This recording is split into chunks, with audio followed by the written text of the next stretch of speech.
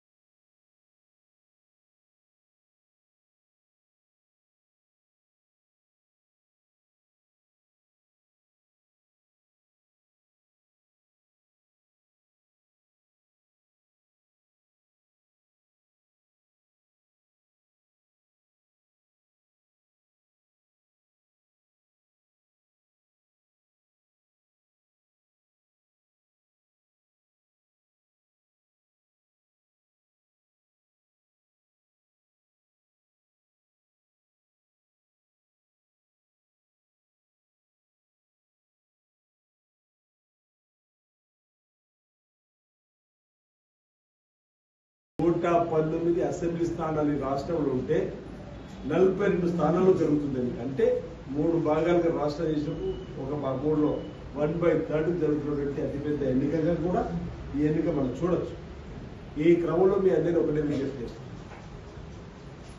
ఇప్పుడున్నటువంటి రాష్ట్రాన్ని పరిపాలిస్తున్న గౌరవ ముఖ్యమంత్రి రేవంత్ రెడ్డి గారికి ఆశీర్వాదం ఇచ్చే విధంగా మీకు మేము అండగా ఉన్నాం, ముందుకు వెళ్ళని చెప్పడానికి మీ మొదటి ప్రాధాన్యత ఓటును నరేందర్ రెడ్డి గారిని వేసి గెలిపించుకొని పోవడానికి మీ మధ్యలోకి వచ్చింది.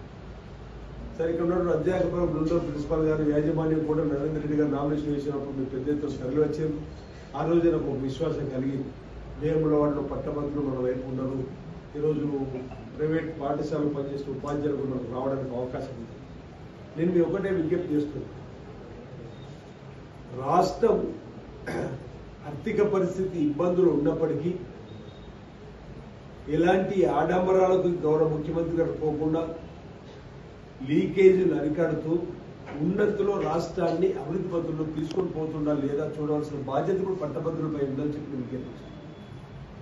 2014లో తెలంగాణ వచ్చిన రోజు ధనిక రాష్ట్రము, తెలంగాణ వచ్చిన రోజు 16,000 కోట్ల నిల్వ, 70,000 కోట్ల అప్పుతో ఏటా 6,000 వడ్డీ కట్టుకోమని చెప్పి ఆ రోజు సోనియా గాంధీ గారు తెలంగాణ విడివిస్తే ఆంధ్రప్రదేశ్లో మనం చిరకాల కోరిక 10